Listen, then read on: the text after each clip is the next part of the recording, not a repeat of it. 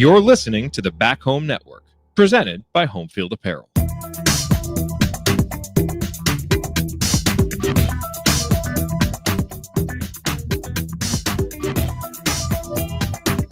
Welcome back to CrimsonCast. Gail and Claudio joining you. We're live.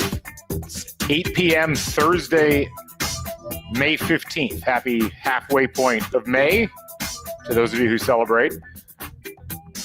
It's been a little bit of time since we did a show, so I figured we'd go ahead and open things up a little bit here. And hello to all of you joining live. And for those who are not, you can always get live updates if you subscribe to CrimsonCast and the Back Home Network on YouTube. Just search Back Home Network on YouTube, and you'll get automatic notifications whenever we go live with a show like this, or when we post anything new on the network. We've got over 7,600 people subscribed on YouTube.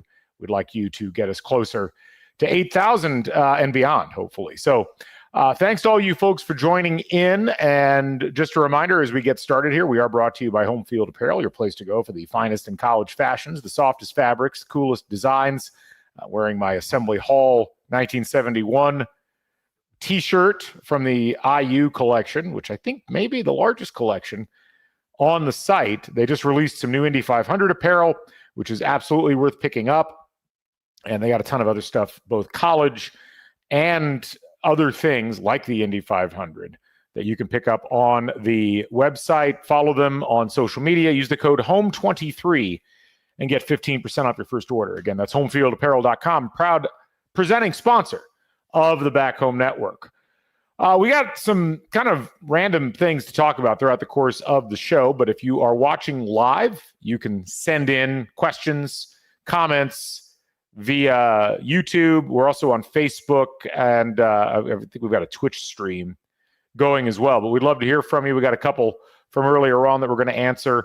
I want to start kind of by talking some national scene stuff. We'll talk some IU stuff. We'll talk some Bloomington stuff, and hopefully kind of an array of things that'll be of interest to people. But a lot going on, obviously, on the national scene as we are still awaiting a ruling in the House case, which, of course, is the case that could end up finally pushing the NCAA a little bit closer into the direction of directly compensating athletes, but also has a whole bevy of issues that go along with it. And so, where we're at right now is essentially that there's been a pause in the process. I remember talking like back in January or February about how the settlement date was supposedly set for April 8th, which was or April 7th, I guess it was, which was the national championship day.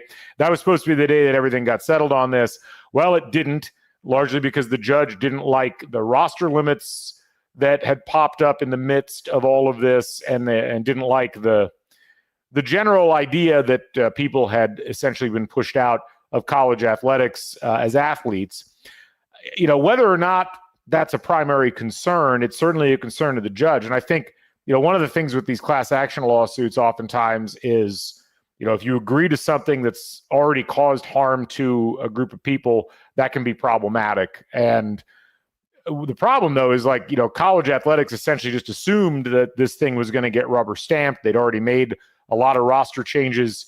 They'd already eliminated several positions. And this is where I think, college athletics continues to walk this razor thin line of trying to maintain whatever they're trying to claim amateurism is, while also simultaneously looking at their balance sheets because they're businesses and saying, gosh, this isn't going to work. We got to do some cuts, especially if we got to pay $20+ million a year in revenue sharing to athletes. And so this is, I think, kind of a curious spot right now for the judge to be in, for college athletics to be in. You've gotten this situation essentially where so many of the things that we thought we were going to be settled by this point aren't. A lot of the NIL deals that were being signed are now just kind of ensconced in law, like they're not going anywhere. Whereas, for a while there was this mad rush to try to get as many NIL deals signed prior to the settlement date, because the theory was that the financial rules were going to change. Now it looks like the financial rules may not change, period. And it's interesting because there was a I'm trying to think of the best way to describe this earlier, but several people tweeted about this. Essentially, the NIL clearinghouse that Deloitte, the consulting company, is supposed to be providing.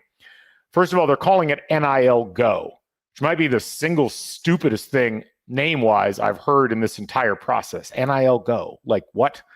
That Darren Heitner on Twitter had a good joke where he's like, what would you call something that's meant to stop NIL deals as much as possible? Well, of course you call it NIL Go because we are living in the upside down. But no, the Deloitte clearinghouse, I'm going to actually call this up and put it on the screen for those of you who are watching, because I think it's interesting to kind of dig into this. Let me see if I can zoom in on this a little bit so everybody can see what I'm talking about. Let's see.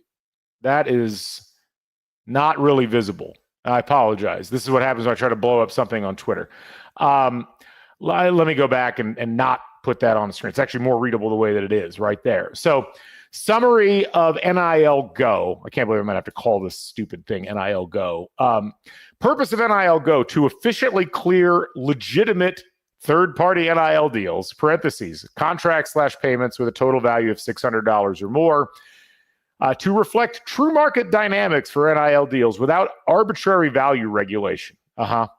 And to support enforcement institutions and student athletes as part of the evolving collegiate athletics landscape. So basically what they are setting forward as how this will work is that they're going to try to evaluate whether an individual or an entity is the person giving the payout for the NIL amount, whether there's a valid business purpose verification. I'm supposing that they think this is going to stop people from getting paid $500,000 to have their picture on a website. And then a range of compensation analysis for every deal, a 12-point analysis assessing if compensation aligns with similarly situated individuals in comparable deals. The primary user groups, obviously, student athletes, or just athletes, as we should be calling them, representatives of the athletes, institutional users, and payers, which of course are the people who are actually supplying the money. And what's interesting about this, I think, is that the deal review outcomes at the very end, you go through this process that I just outlined, and this clearinghouse is supposed to give one of three statuses: cleared, not cleared, in review, or I guess information needed is the fourth status, but that's like a kind of a temporary thing. And if a deal is not cleared because it doesn't pass muster according to these totally not arbitrary things that they're putting down, they can do one of four things: renegotiate and resubmit, proceed at risk of eligibility consequences, cancel the deal, or request neutral arbitration. It's interesting because this clearinghouse does not actually appear to have any power to stop deals themselves. All they can do is say, well, you might be ineligible if you proceed with this deal, which is a really strange loophole if you think about it, because that essentially means that this whole thing could essentially just be a facade where, yes, we're going to have NIL deals, and yes, there's going to be deals that we're going to say are not fair market value. But then what are they going to do? They're going to refer to the NCAA, and the NCAA is going to try to turn around and tell an athlete, sorry, you are ineligible because you've been given this deal. I see lawsuits out the wazoo on this. Like this looks, whoever at Deloitte signed up for this and signed up for the amount of money they're going to be paid to do this deal, and to not have executive authority to cancel deals unilaterally based upon the findings. Like that person deserves a raise, a promotion, whatever, because that is a smart cookie. This looks very much like the NCAA's legal approach with everything, which is we're going to throw a ton of lawyers at something, and if we don't like the finding in court, we're going to throw even more lawyers at it, which has led to, of course, tens of millions, hundreds of millions of dollars over the course of the last 15 years of the NCAA throwing money at lawyers to fix things. It's been great for the lawyers. Hasn't been great for really anybody else. But it's interesting because there was another piece to this that got revealed last week, which, again, came from Deloitte, as Deloitte I was either asked questions or there was something going on. It was a meeting. I'm sorry. This was from Ross Dellinger from Yahoo. And so he had a tweet on the 13th, so I think a couple days ago, in a meeting with Deloitte officials at ACC spring meetings, the company shared with ADs and coaches interesting features on the NIL clearinghouse, which is kind of what I just quoted you. But according to their analysis, based upon the criteria, 70% of past deals from booster collectives would have been denied, while 90% of deals from public companies would have been approved. Now, this is a really interesting thing because obviously, one of the things that makes NIL work, or dare I say it, one of the things that makes NIL go in this whole process is private donors, private companies, organizations of people, or people who are organizing themselves would be a better way of putting it, who are putting money towards these NIL deals, or individuals like the oil magnate at Texas Tech, or some other folks that we could mention, who are amassing significant amounts of money in order to pay for recruits, pay for transfers, pay for rosters. And for the clearinghouse to be set up in a way where it says, well, sorry, the booster collectives aren't going to be allowed to do this, but public companies can, I think really is an interesting indicator of where the NCAA and the schools' mindsets are at, which is where the money is at that these companies are looking for, or the athletic departments are looking for. It's all from public companies. It's all from businesses.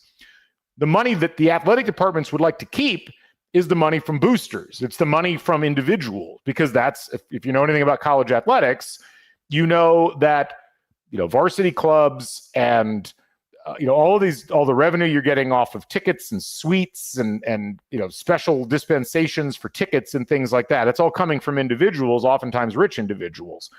And yes, boosters have been used essentially as a gigantic slush fund, but that's because ultimately the power in how that money is spread around is largely laying in the hands of the athletic departments and the individual schools and the coaches. And to watch that flip to where it's going directly to athletes, I think is a real problem in the eyes of the NCAA. So again, one of those things, I saw that and I'm immediately like, there's no way that some of these private individuals or booster collectives are going to just sit back and allow the NCAA through this third party, clearinghouse to say, sorry, your money's no good here, but their money is. It's unenforceable. So we're going to wait to see what the final verdict looks like in the House case. There was supposed to be a ruling tomorrow, or at least the final rebuttal statements in what is supposed to be done about the situation involving the roster limits. But I don't know if the judge is going to find something there. There was an early statement submitted by the plaintiffs, which is House and those lawyers, saying, this works for the majority of people. Why don't we continue with this? It's very fascinating how all of this is coming together. So I don't know if we're going to see a resolution on this in the short term or not, but that's kind of where things are at right now. And I'm still promising to do a large deep dive on this as a podcast series. I'm just waiting for the dust to settle so we can have a sense of what we're looking at officially. But that's kind of where things are at with all of that. And just kind of a curious setup here. By and large, I don't think anybody really knows where it's going to land. And so that is going to be quite fascinating. I did, and we had a couple of comments here. William saying, ignorant fans will never view athletes as employees, even though that's exactly what they've become. It's why people like me catch hell, because I demand productivity and excellence. It's interesting. I've often questioned this with the idea of, oh, you're an employee, you need to produce at a high level. So much of this is now, I think, misdirected at the idea that athletes at the college level aren't trying hard. Organizations make decisions about athletes in sport all the time, and that's not just a domestic thing in the U.S. This happens overseas. There's plenty of roster spots given to guys who have a lot of value, are good athletes. Maybe they're not playing well, but the idea that I keep hearing floated about, oh, you're an employee, you're going to have to play or act differently. The culture of the sport is the culture of the sport. And what I find interesting about this whole setup right now in terms of how people perceive college athletes and the idea that somehow that perception is going to fundamentally change if they're classified as employees. I mean, look, I have employees that are students at Indiana in my roles, by the various roles that I do in media. I have people that get paid to do work. the idea that you're getting paid and not doing work is just not realistic. And with a team full of athletes, a player having a series of bad games is not the same as not performing and therefore not deserving the money that you were granted. Like, that's what a contract is all about. We pay you this money, you go do this, and then we reevaluate at the end of the contract unless you do something egregious to break the contract. That's just how employment works. So I don't think that the employment switchover is going to make that big of a difference. It's a lot more accurate to the actual situation with things with college athletics, at least at the highest levels of revenue producing sports, than what we have currently, which is essentially almost like, I would actually argue right now, by not being listed as employees, by not having collective bargaining, you're letting more athletes get away with, not performing or not doing what they should do, because there is no real way to officially say the money is tied to work. The whole idea of employment is, well, the money's tied to work. Right now, it's not. And you've heard these stories from around college sports, especially in the last year, of NIL deals that were signed with no enforcement provision on the part of the colleges, because they can't, because you're not supposed to be paying athletes. Like, for all of this, like, we don't want pay for play. Anybody that's a fan that says you don't want pay for play, you actually do want pay for play. Like, you do want somebody to play and have money tied to their actual execution of that. You don't want a situation like you've got right now where you've got unenforceable contracts because you can't tie it to the actual performance on the field, or even the performance of going out and doing autograph sessions or whatever on behalf of the university. And so there's a lot of paradoxes with the way that people think about this, and it really does require, for a lot of folks, I think, a real shift in mentality. And I don't blame people for being confused about it. It's just kind of a curious thing to think about in terms of the public perception of all of this. Greg Lamont asks, any thoughts on state legislation for NIL, i.e. Arkansas? So, what I've been fascinated, it's a great question, Greg. I've been fascinated throughout the course of this entire saga about this idea of states trying to leverage NIL legislation at the state level to give the schools in their state a competitive advantage in recruiting or in the transfer portal or whatnot. And this happened before NIL was actually a thing. So before the Supreme Court decision in Alston in 2021 that essentially threw the doors open, it didn't start NIL. It simply said you can't regulate this the way that you've been regulating at NCAA. You don't have any legal standing. But prior to that, you started to see, and really in the immediate aftermath, a lot of states passing NIL laws that they thought were going to give them an advantage. But a lot of them had catches. Like, Texas passed a law saying you can make money on NIL as a college athlete, but you can't make any as a high school athlete, which is what led Quinn Ewers to decommit from Texas, graduate high school a year early, move to Ohio, commit to Ohio State, make NIL money there, only to then transfer back to Texas once he was eligible to make it. He made extra money that way. California had a law that looked like it was going to be inclusive, but there were all these restrictions in it. The states that didn't have NIL laws that they passed, Indiana being one of them, actually ended up giving their schools a competitive advantage. Not everybody took advantage of the competitive advantage, but the states that didn't have laws essentially allowed the schools to make their own decisions about name, image, and likeness and how that was going to flow. And now this is a little bit of a different thing, because what Greg is referring to about Arkansas was a bill that was passed and I think was signed by the governor of Arkansas that basically exempts NIL deals from state taxes and also exempts them from FOIA requests. So for those who don't know, a FOIA request is a Freedom of Information Act request. And essentially what that says is public records, or records tied to public entities like universities, can be subject to open records requests because they are in the public sphere and therefore are things that are of public interest. So, you've seen a situation like in Georgia where technically NIL deals are subject to FOIA, but the university has slow walked or just not responded to some of those FOIA requests. This actually ensconces in Arkansas law basically publicity rights. And I don't think Arkansas may not have had any publicity rights at this prior to this. A lot of states don't have publicity right laws. But basically it says if you make money through NIL, now you cannot FOIA the contract. And you also are exempt from being taxed at the state level off of that income. And, I think that's one of those fascinating things where athletes might have a minorly less financial burden for a large NIL deal. And look, any money that's taxed is going to be some money that you're not having to deal with. But it's not as big of an advantage as people might think. For instance, Florida doesn't have any income tax, period. Texas doesn't have any income tax.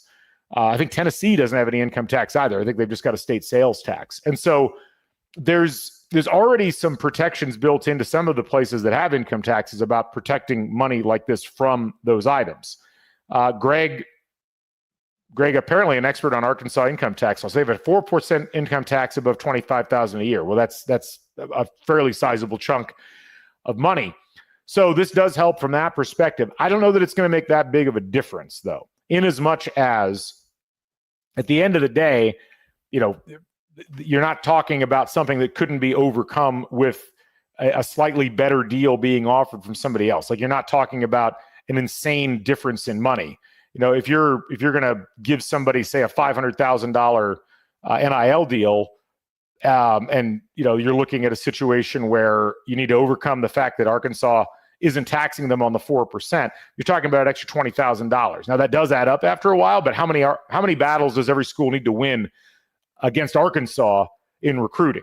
So it might help Arkansas a little bit, but I think Arkansas, the schools in Arkansas have bigger problems than just their income tax in terms of trying to attract talent.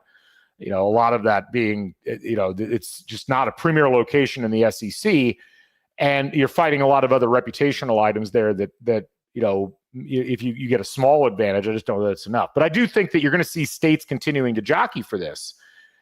And that, I think, is the most important thing, is what people don't understand. And this is where this commission that Donald Trump wants to put together that would involve Nick Saban and others, it's not something that can be solved at the federal level because there's no federal right of publicity laws. You got federal income tax, that applies to everybody. But every state has the ability to individually self-regulate some of these things. You can't fix all of that at the national level unless you put in a national right of publicity law, which is very much unlikely to happen, given that right of publicity extends well beyond athletics and extends to things like acting and the other performing arts. That's where a lot of this originally came from.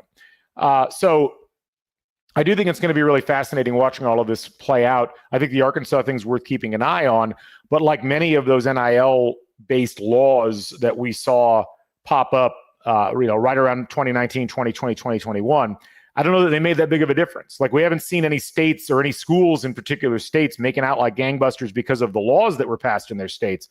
They're making out like gangbusters because, in Texas Tech's case, they have a rich guy who really wants Texas Tech to be good at football and basketball, and he's just, essentially just making it rain in Lubbock, and that's bringing athletes in. That's really the big thing at this point. The question is, how much are you making it rain? I mean, I don't know if you folks have seen this, but there was a note I saw the other day. I think it was Curt Cignetti that mentioned it, the salary cap, even though there's not supposed to be one, but what it's costing to have a roster at the top levels of college football right now. Ryan Day 2 years ago said it was about $15 to $17 million. Curt Cignetti this summer said it was $40 million. $40 million. That's crazy. That is a lot of money that's come in, and it's one of those situations where that's the thing you got to get a handle on. And I don't know.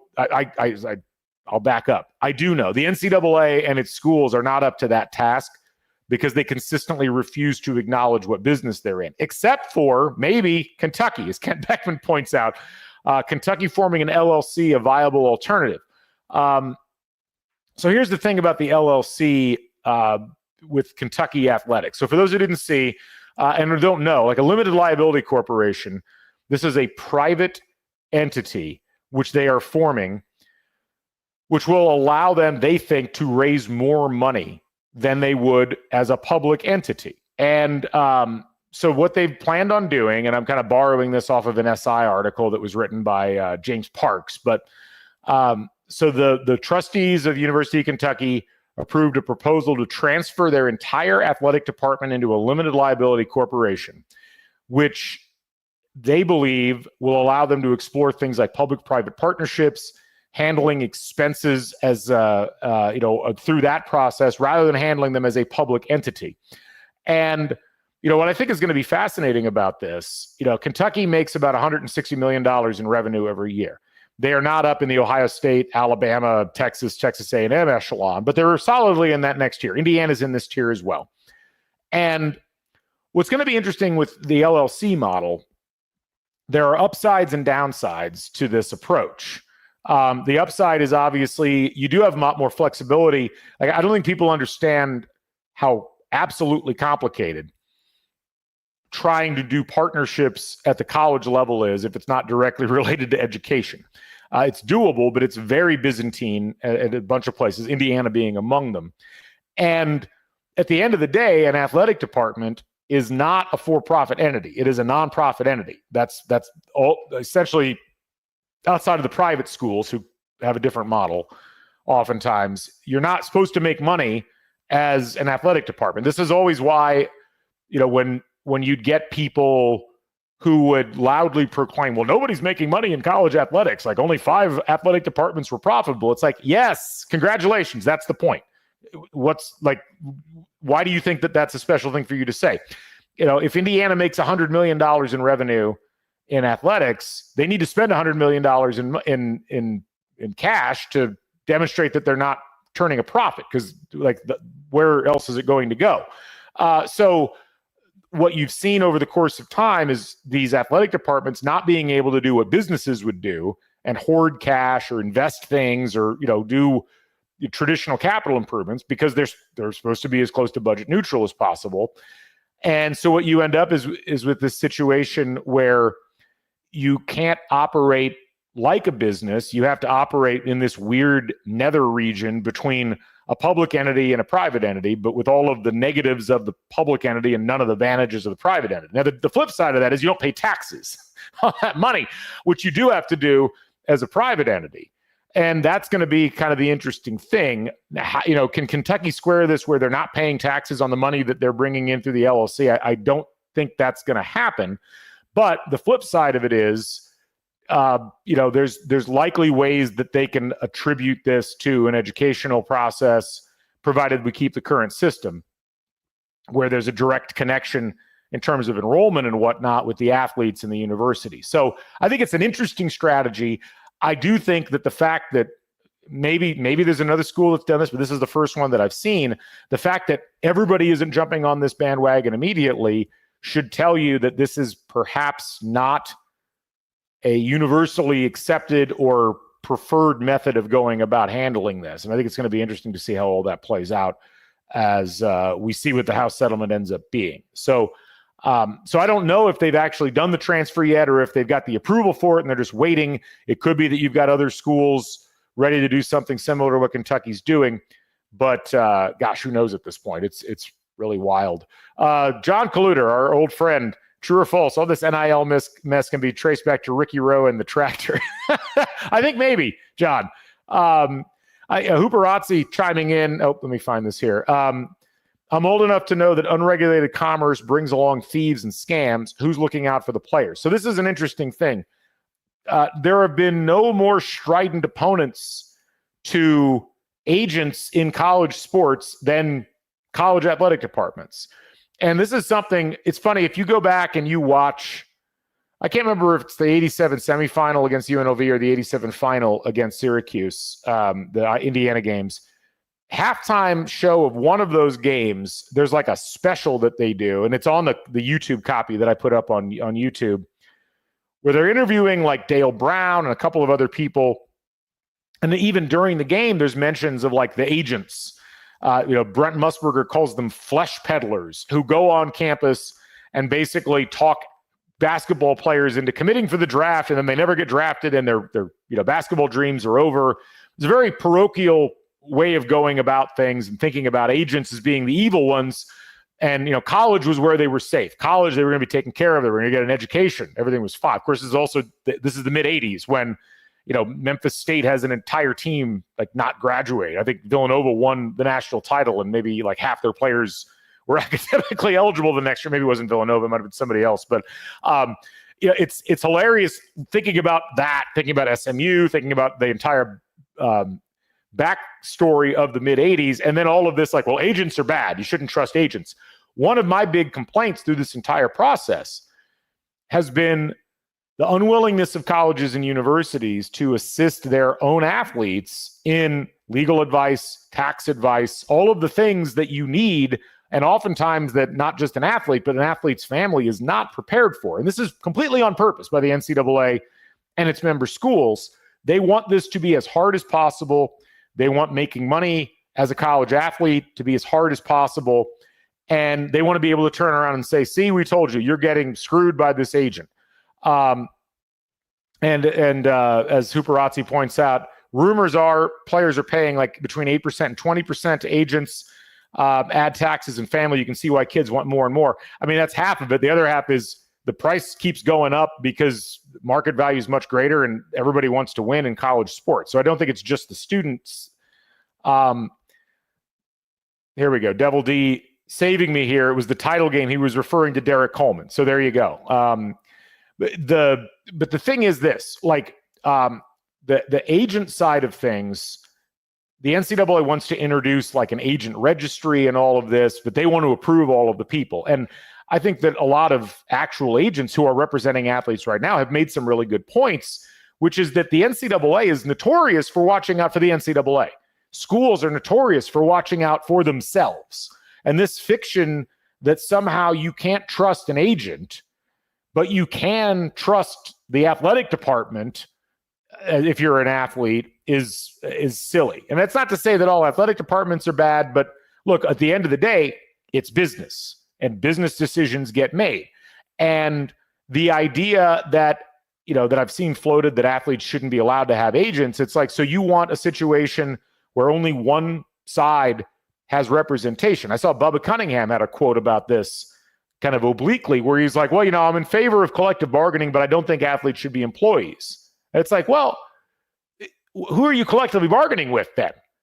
What's the class of people that you're bargaining with at that point? And if they're not allowed to unionize, and you have to, and Hooperazzi just brought that up, if you're not employees, you can't unionize. And if you can't unionize, you don't have collective representation. So you want to have a situation where the colleges and the universities and their athletic departments have all of the power in the negotiation process, but the other party can't use an agent or has to use an agent that the other side has approved. That's take that out of college athletics and put it in any other form of business in the United States and tell me how long that lasts before getting sued into oblivion.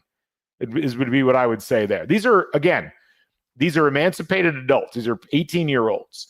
And this is a business where you can make a lot of money and it costs money. I mean, anybody that's got money, I don't know a millionaire that doesn't have an attorney and an accountant. This is part of the cost of doing business. But it kind of reminds me of that argument that we heard for years that athletes wouldn't want to be paid because athletes would have to pay taxes on the money. And it's would you rather have the money and pay some of it in taxes or not have the money at all? I know which one I would choose. So to go back to the original question about who's looking out for the athletes, right now, sadly, it's only the athletes that are watching out for themselves because they haven't been permitted to classify as employees and have a union. And it would be a complicated thing to do, but it's why I don't really feel bad about these colleges and universities who are dealing with agents who are looking out for their clients. They're looking out for their best interests. They're shopping them around. And, we've gotten used to laughing at guys. There was one guy that just committed, I think, to Vanderbilt, who had been committed to Oklahoma, who had been committed several other places. People were joking about it. But, even with the Imalavela stuff, at the end of the day, a lot of these contracts aren't enforceable. And they're very one-sided in as much as the schools have a lot of power to do what they want. Athletes are exercising that power. And shockingly, the schools don't like that. So this is where, again, you either need, as an industry, college sports needs to just agree that, hey, guess what? We're a business. These are professional athletes. They make money off of this. We have to set something up that's going to allow us to deal with it honestly. And we need to recognize that the people that are playing are employees. Now, it's funny, people are complaining about the escalating costs. I saw something today that, like, the estimation is, I think it was Evan Miyakawa had this, that IU has spent like $10.1 million in portal signings so far, which is the highest in new portal signings. Obviously, you've got players that are likely getting paid a lot of money to stay at their schools. But, the rumor that I think Boogie Flan might be commanding like $6 or $7 million to go land somewhere at college, and that's why he pulled out of the draft. I'd pull out of the draft too, because that's more money in 1 year than I would make in my first year. Really, I think in my first 2 years as like a mid first round draft pick, and like more money you'd earn in 3 years if you were a low first round pick. And so that the money is stupid right now, but people are missing why the money is stupid. The money is not stupid because athletes are greedy. The money is stupid because colleges are stupid. Okay? Colleges are acting stupidly about this. And we keep getting walked down this pathway of no return, where you're going to have a completely unregulated marketplace, and it's going to shove a ton of schools off the table who are just going to be like, we literally can't compete. It essentially is kind of what happened with European soccer, where unless you are really lucky, the Champions League is off limits, your domestic league is off limits. There's a lot of that you really just need to take a hard, honest look at and standardize. And obviously, a lot of it is waiting on what happens with this House settlement, even if the House settlement gets blown up after a short period of time. William saying, how soon before schools start trading athletes? I mean, it's an interesting question. It kind of comes along the same lines of one of the things I've floated on this podcast before, which is this idea of, well, maybe you need a developmental system, much like you have in baseball or much like you have in soccer, where, instead of a free agency and a practice roster, what if Indiana, I'm sorry for those of you who have heard me say this before, what if Indiana State got together and said, all right, we're going to recruit 150 football players to be part of what we're doing, and we're going to send our developmental squad or our guys that haven't really performed over to Terre Haute, and they're going to play in, the Ohio Valley Conference, I think. They're going to play at the 1AA level. They're going to season. They're going to get better. They're going to get practice. They're going to play against live competition. And then we can call people up as we want to. We can send people down. We can do the same thing with basketball. We got 20 guys. We got some developmental guys. They'll go play in the Holman Center. We'll have the rest of the players here in Bloomington.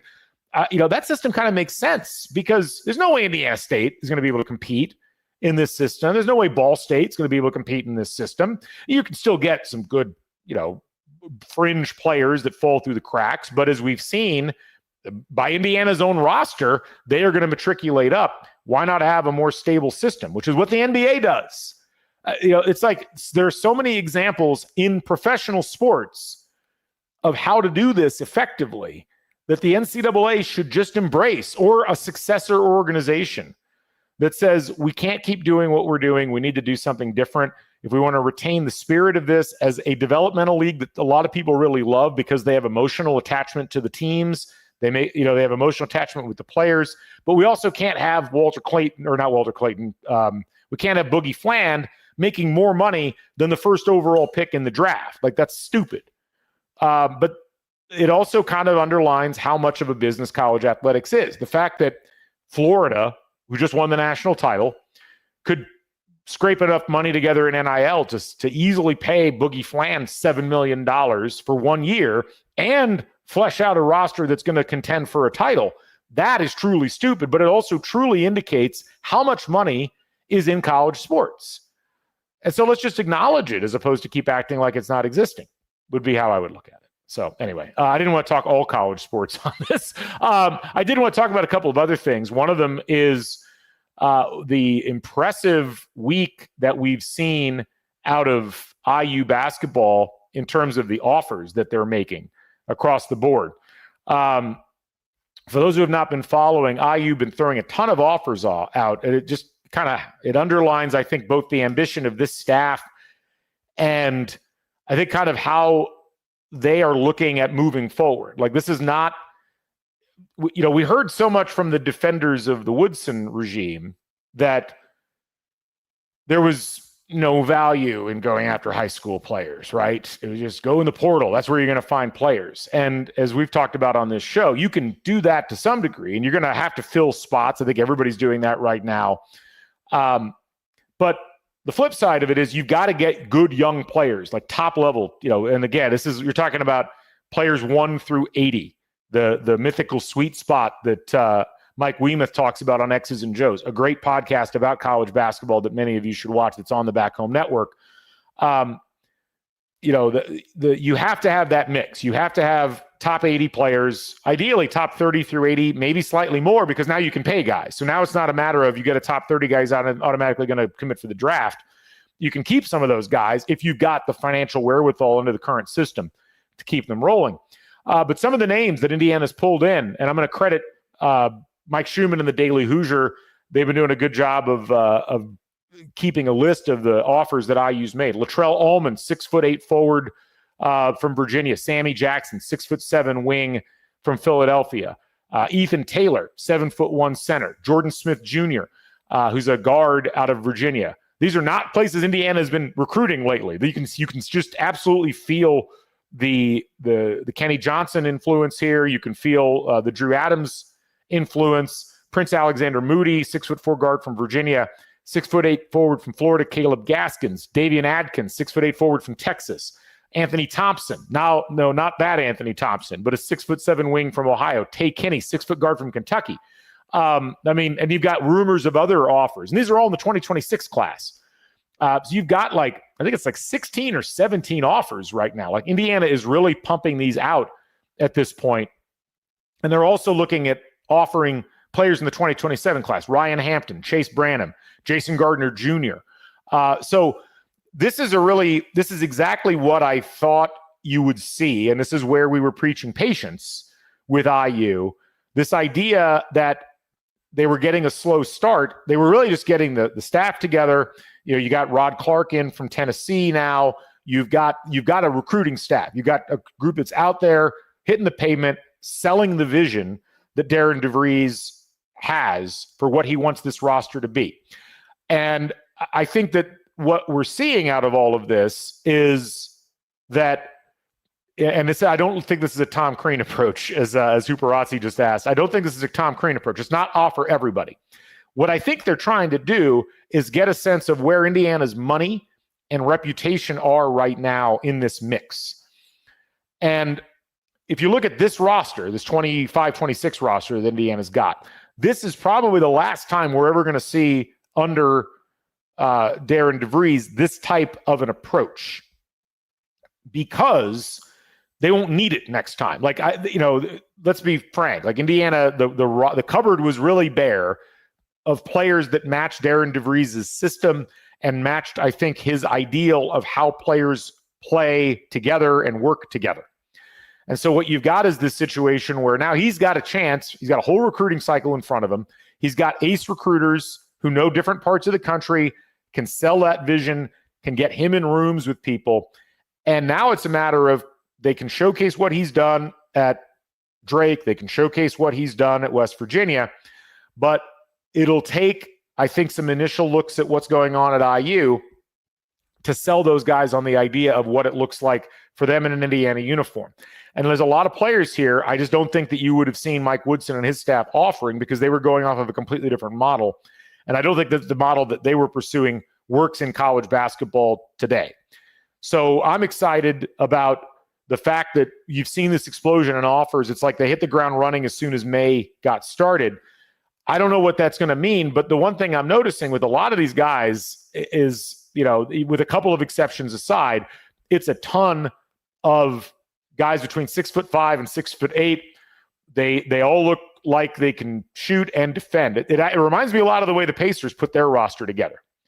And it reminds me a lot of this idea of let's have exchangeable parts, which we've seen in the way that DeVries has pieced together his portal roster for this upcoming year. We're going to call this the portal roster, I think, from this point forward, of this idea of you got a couple of ace shooters, you got a couple of guys that can distribute, you got guys that can run to the rim. You're going to focus a lot on shooting percentage offensively. You're going to focus on tempo. You're going to focus on trying to create mismatches on the perimeter, which should open up the interior. And by doing that, you create a situation where you're very hard to defend. And yeah, you're going to run into situations where you have a real big guy that's a problem, or like a do-everything combo guard. But this is a winning formula just in terms of what I'm seeing them offer. Now, obviously, they've got to land them, but I'm really encouraged by what we're seeing with IU basketball and the way that they're doing recruiting at this point. So I'm excited to see where that lands. And, I don't know that we would anticipate any commits anytime soon. I think that comes later on, obviously in the fall. But I'm really interested to see who buys in early, because as we've seen, that can really lead to getting a nice cluster of players that buy into the vision simultaneously, see how they work as complementary parts. And there's going to be playing time, because one of the things that we've noted in this portal class is it's an old class. A lot of 4th and 5th year guys. I think there's a 6th year guy. These are not players that are going to be around Bloomington very long. There's going to be a couple of pieces that should stick around for 2 years as a transition point. But I think what you're seeing out of these offers with additional portal signings next year, you're going to see a lot more of a mix. And so, this approach, I think by year 3, maybe even year 2, you could be a really, really competitive team athletically, shooting wise.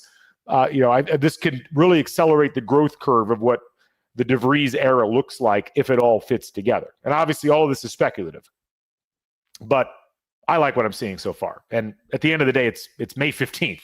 We've got plenty of time to kind of go through all of this stuff. Greg Lamont asked, curious when waivers will be determined. Unless it's early June, I wonder if Goody and Leal travel for the summer trip. So, the Leal and Goody things are fascinating from I still think Goody has a better argument than Leal. And, but I also think Indiana's pretty much done pulling people in right now. I think if they were going to pull a 12th and 13th person on the roster, they would have done it already. I still think Goody is going to get his waiver. I think some of the things that we're seeing elsewhere indicate that that's the case. Leal, maybe, and that's going to be an interesting one, just because I don't know that the NCAA is completely dead in terms of being able to say, sorry, that does count versus that doesn't count. I think with injuries, it's a little bit different. Now, Leal may have actually been injured. There may be paperwork that goes along with that, but this is where you really get into gray areas as far as evaluating whether somebody was eligible versus whether they were not. And we'll see. But to answer your question, no, I think that if they're eligible, they'll go to Puerto Rico, regardless of when the waivers come down. I am anticipating we'll probably know something about Goody's situation. I have no inside info, but I think I would be surprised if we didn't hear something by, say, the end of May, maybe even the end of next week. Again, no inside info, just a gut feeling based upon some of the rulings that I'm seeing coming down, some of which I think look pretty favorable to the case of Goody. Chad asking, I'm not going to answer that.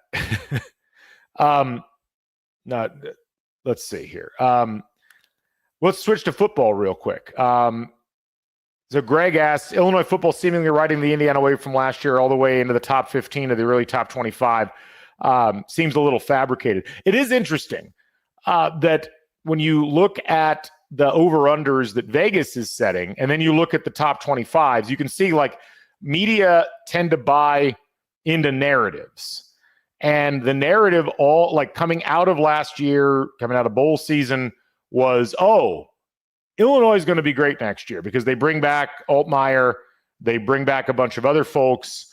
And yet, and they're ranked, I think, somewhere between 10th and 12th in most polls. I think at one poll I saw that had an 8th, which, okay.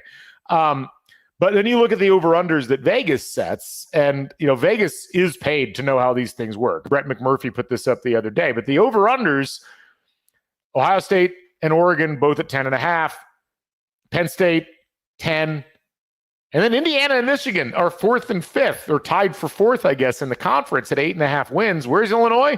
7.5. Tied with Washington, who nobody's talking about as a ranked team. Iowa, who's on the fringes.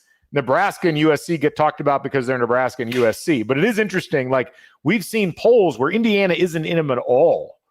And, this is I would almost liken what's happening with Indiana football in the polls this is the backlash. And there's this idea that, Indiana lost Curtis Rourke. They lost, several key pieces. They're not going to be as good. Last year was lightning in a bottle. The schedule was too easy, all of this. And realistically, when I look at what Indiana brought in, it is fascinating trying to take that narrative in the college media space where, frankly, it seems like there's a ton of people, especially at CBS, who have a vested interest in arguing that Indiana is not good. I don't get it. I really don't understand the mentality, but I don't know if there's like an internal bonus pool that CBS is paying out. I'm mostly kidding about this, but I've yet to see any real good commentary about Indiana from anybody at CBS. And they almost seem hurt that Indiana was good last year and they don't want to take them seriously this year. And yet you bring in Fernando Mendoza, who, after some initial confusion, people have largely settled on as being one of the best quarterback acquisitions in the entire portal, maybe the best one. You bring in Pat Coogan, you keep Mikhail Kamara, you keep Aiden Fisher, you keep D'Angelo Pons.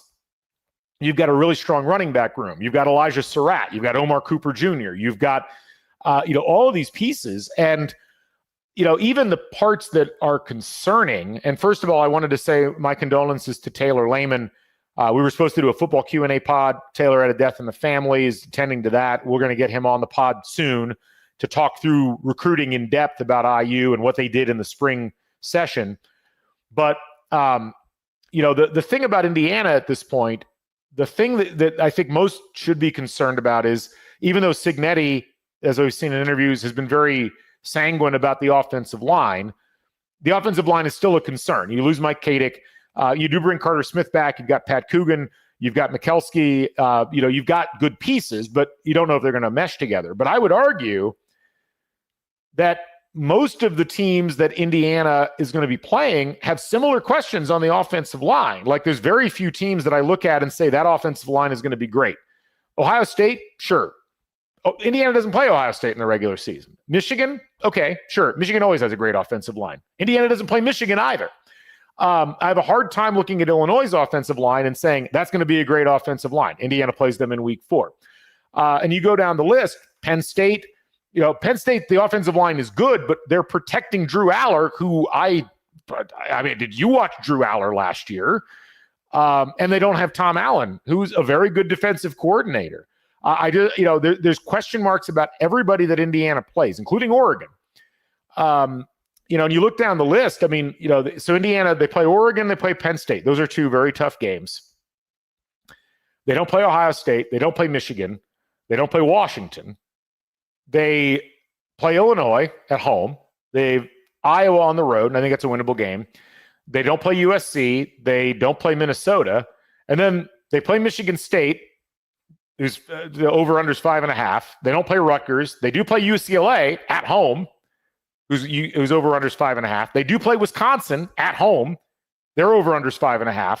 They play Maryland on the road. Their over-under's 4.5. They don't play Northwestern, and they play Purdue on the road, and they have the worst over-under in the conference. So, Chad asked what my opinion, if I was as high on Illinois as others. My thing is this. I think you can look at these teams in isolation, and you can say, well, Illinois was really good last year. They didn't lose a lot of pieces. They'll probably be better. Does that mean that Illinois is going to be better this year? I don't know that it does, because if you look at the Big Ten schedules for football across the board, it's a pretty tough row for Illinois to hoe. I'm going to call this up. I think I did this on a previous pod, but we'll do it again because it's my pod. I'm going to do what the hell I want with it. But let me call up the Big Ten schedules here. Let's get this up. Okay, I think you can all see this. I'll zoom in a little bit just for the folks who can't see as well. So let's look at Illinois' schedule, because I think, to me, the question Chad asked is a good one, but it's not really a question that you can answer without looking at the schedule. So what's Illinois got? They got Western Illinois week 1. They got to go to Duke. It's such a strange game for them to be doing. That's a tough game, actually, potentially. They got Western Michigan at home. They got to go to Indiana. They got USC at home, which is not a cakewalk. Purdue on the road is a cakewalk, probably. But they got to host Ohio State.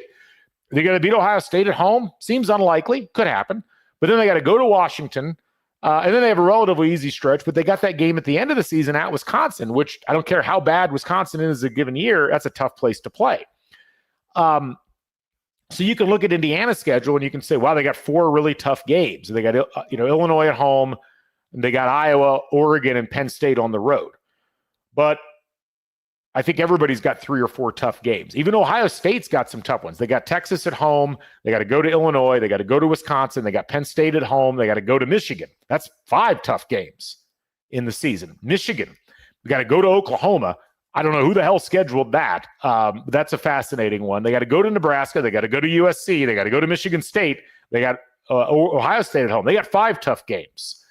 And you can go down the list with the other contenders. I mean, Oregon is another one. They got to go to Penn State before they play Indiana at home. They got to go to Iowa. They got to go to Washington, who always plays them tough. So these are the things that I think we need to keep in mind. And I was talking to Taylor about this the other day.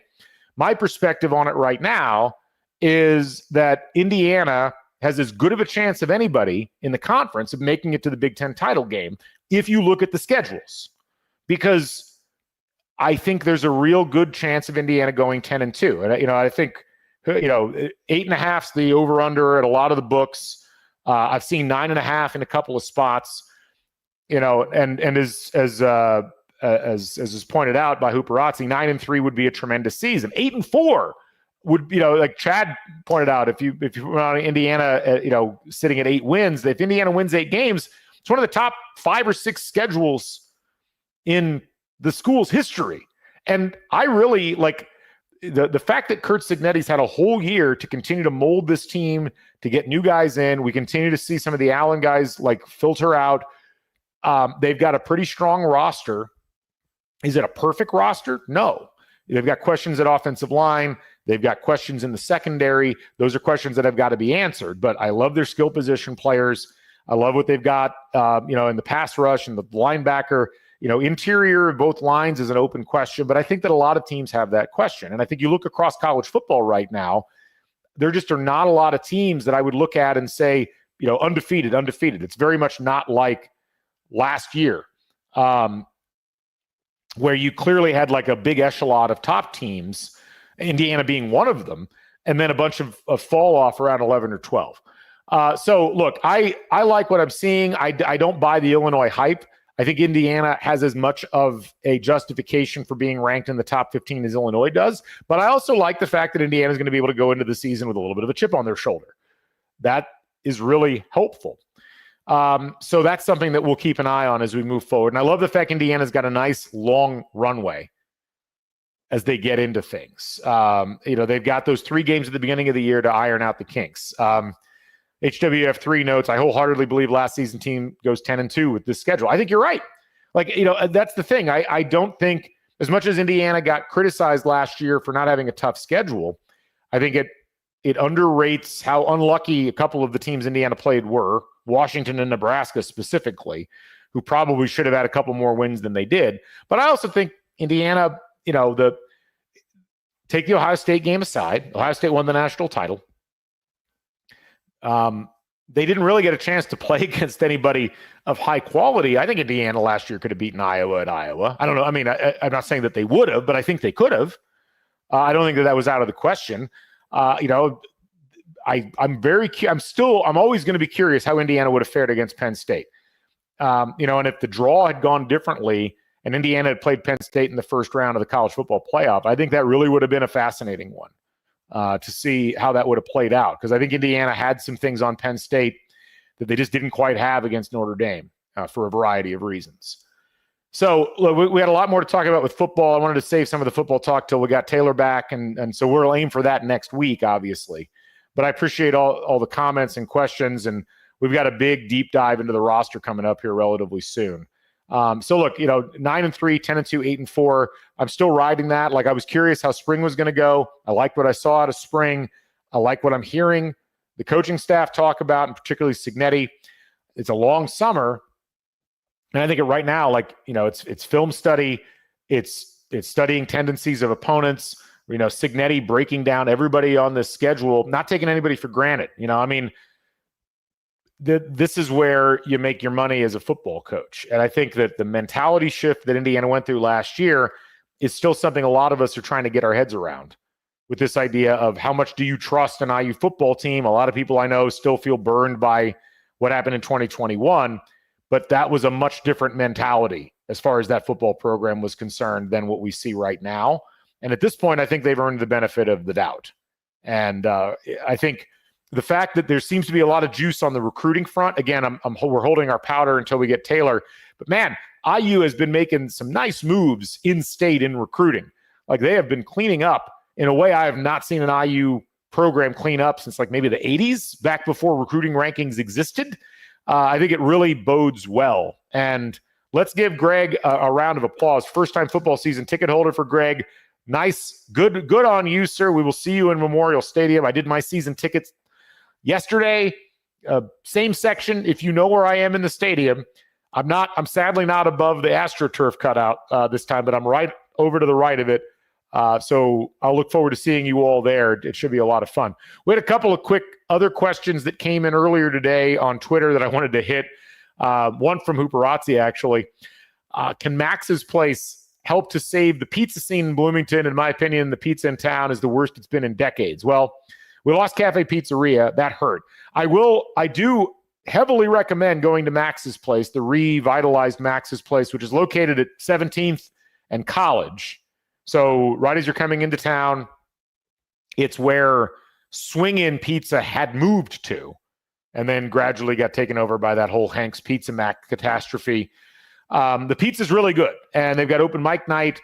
It's a nice, relatively cozy space. It's relatively new. It's right next to Square Donuts. Go check it out. I do think that they do a really good pizza. The pizza scene in Bloomington is fascinating right now because it's really split into a couple of camps. You've got your stalwart, the Pizza X is still here, and that has the lion's share of the market. You've got Avers, which is kind of on the fringes a little bit now, I think. You've got Nick's, which just Nick's Pizza. Nick's Pizza and I, we split up a long time ago. But then you've got a lot of smaller scale pizzas. For my money, pound for pound, I actually think the best pizza might be at Da Vinci in Bloomington right now at 3rd and Washington. I think Osteria, behind Nick's, has a good argument, but they're cooking a different style of pizza. They're cooking, they're not doing the big industrial size stuff. They're not personal pizzas. They're big. They're kind of in the mix there, or in the middle. And then you've got, the ones that haven't changed much, and you either love them or you hate them, or like them or hate them. You've got Buccetto's, you've got, I think D'Angelo's pizza is a little bit underrated. It's just really expensive. And if you can get it on a 2-for-1 deal, which I think they have on a Monday or Tuesday. We got a couple of other notes. Quaff on Big Woods is still an anchor. I really like Big Woods pizza. The one thing about it is the crust is almost like a pretzel crust. It doesn't taste like a pretzel, but it's got that kind of consistency to it. It's hard to describe, but it's like a soft pretzel almost as a pizza dough. I like it. I just don't like it every single time. Baldy's is like kind of the stealth one, but Baldy's, as Hooperazzi mentioned, is pretty far away from everything. Some people live in Bloomington, have lived here for years, have never even heard of Baldy's. You've got not a lot else at this point, I would say. The Tap, I would say their pizza's kind of regressed slightly from what it was. I really liked their pizza when it first came out. It's still good, but it's not as good, I think, as it was. But it goes up and down in quality. Yogi's has got the tavern style pizza, which if you get the right mix of toppings can be relatively good. But look, ultimately, as someone pointed out, I think Jennifer pointed out, all pizzas are personal. It just depends on how hard you try. But it's also, I'll say this, the flavor that you like is going to be something that is predicated on what you dig as an individual. And so, when people come into town and they're asking me where to get pizza, right now I normally direct them to Da Vinci. I'll direct them to Big Woods. I'll direct them to a couple of other spots. I still like Mother Bear's, but again, I feel the same way about Mother Bear's, the same way like their pizza that I feel about Big Woods, and like it's a style, it's a particular style. Yeah, I know they have the thin crust. I'm excluding that from the conversation for the moment because the pan pizza style of Mother Bear's, it's like that was such a popular style for pizza in the 80s and 90s, and it's kind of because it's so doughy. I think for a lot of people in this generation, it's not as attractive because it's so doughy. And I think, the more artisan style pizzas generally go over a little better. I would be remiss if I didn't also throw Lenny's into the mix. I think Lenny's does a pretty good job with their pizza. And I think that low key, they might have the best Strom in Bloomington. I kind of go back and forth with them and a couple of others, but I like what they do there. Chad asks, we're just doing food talk now. What's the chat's favorite sub in town? Mine used to be Dagwood's when it was in the basement. So to me, by far, the best subs, the best sandwiches are at Osteria Rago. And it's a shame. They used to have this amazing lunch deal, which doesn't exist anymore. But if you go to Osteria and get one of their sandwiches, it's life-changing in a lot of ways. It's awesome. And they've got like 9 different styles. They've got really heavy Italian ones. They've got ones that trend more toward, they've got like a caprese sandwich. It's really, really good. Little Italy Market is a great call by Hooperazzi. Little Italy Market, for those who don't know where it is, there's like 2 really good places to eat in this shopping center. And it's the shopping center where 3rd Street and Dunn come together. It's a complicated place to get to because both of those streets are one way right in front of it. Dunn is one way coming off of Kirkwood going south, and then that's where 3rd splits off and kind of heads up, and it's still one way at that point, but it's right before it merges with its eastbound self. But yeah, Little Italy Market has great subs. You order them at the counter. So I would recommend those 2 places primarily as places to go for sandwiches like that, like sub sandwiches in Bloomington. But Osteria if you get it at Osteria, bring a friend. I'm a big guy. I have a big appetite. I cannot eat an entire Osteria sub in one sitting without either like really feeling bad about myself or just not finishing the damn thing and having to take it home with me. And no, I have not gone to Shalubi's yet. I keep dancing around the place. I haven't quite been there. Thank you for that question. Anyway, those would be what I would say on that front. I'll also say, just in general, I get asked a lot of times, what do we feel are, places that people haven't been to that they should go to. Da Vinci's a good one. If you're going to go to Da Vinci, go in the summer. It's almost impossible to get in during the school year because it's a favorite amongst the sorority crowd, and for good reason. They have good taste in the sororities. If you haven't been to the Elm yet, I recommend going to the Elm. Great ambiance, really nice bar area. The food's really good. We actually had our Back Home Network get-together meal there back in February when everybody came into town. And they do a lot of seasonal menus, but they do them right. I've yet to have something that I didn't like at the Elm. And it's interestingly located. It's in Elm Heights. It's essentially, it's a second in Henderson. It's like a block in. For those who lived in Elm Heights or in that general vicinity just south of campus in the 80s and 90s, there used to be a grocery store there. And it's changed to something that's really, really good. And there's there's a lot of good other restaurants of various shades. The 4th Street stuff is all really good as well. So there's a ton of places in town to go. And, summer's a great time to explore them because generally there's very few waits and you're going to get a chance to sample a lot of good food. I think there's a Taste of Bloomington coming up at some point in the summer, late July, maybe early August.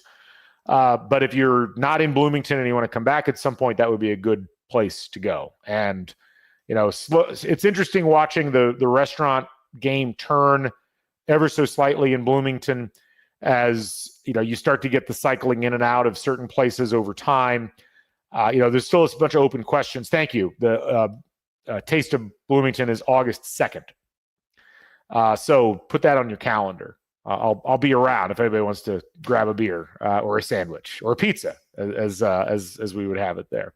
Anyway, this went longer than I thought it would. I thought I was going to aim for 45 minutes. We've been going for 70. A lot to talk about, though. But we hit a lot of topics that I know were of interest to people.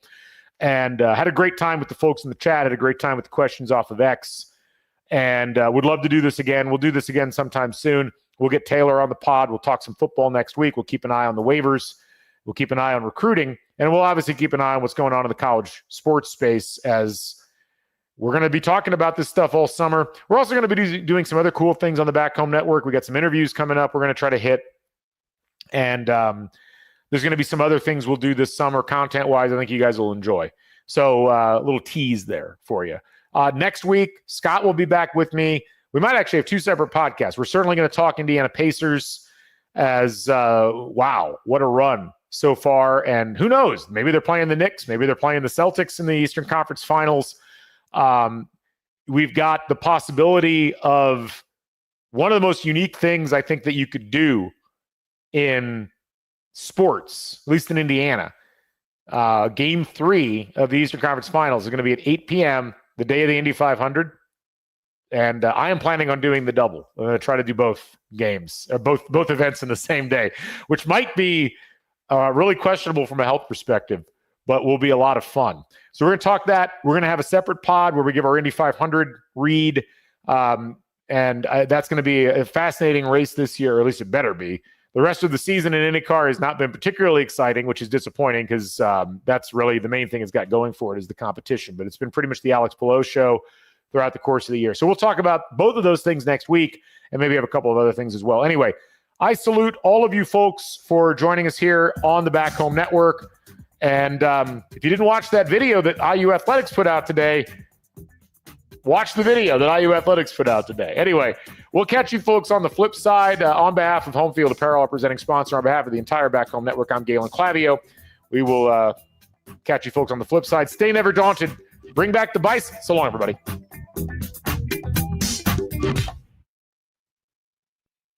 The question is it on X? Yes, just search IU Hoosiers.